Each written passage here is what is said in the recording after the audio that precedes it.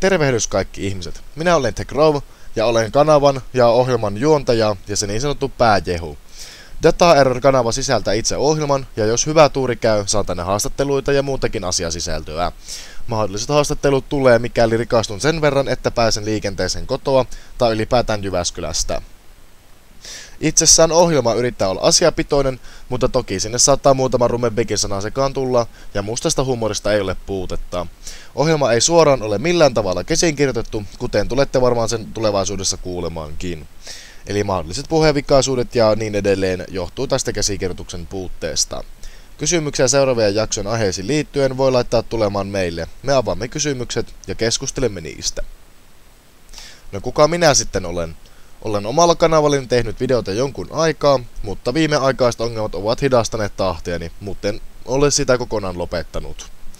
Sanon asiat suoraan ja ilmaisen mielipiteeni asiaan kun asiaan suorin sanoin.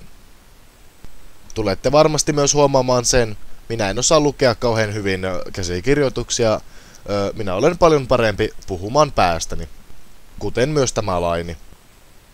En nyt kauheasti keksin asiasisältöä tälle esittelyvideolle, mutta aina saa kysyä, jos joku jää askarruttamaan. En vastaa heti kysymyksiin, vaan kerään asioita yhteen nippuun ja teen niistä yhden videon sitten, kun kysymyksiä on tarpeeksi. Kiitoksia mielenkiinnosta. Ensimmäinen jakso on tulossa, kunhan se editointipöydältä kerkee valmistua. Kiitoksia ja Krovines kiittää ja kuittaa. Morjes!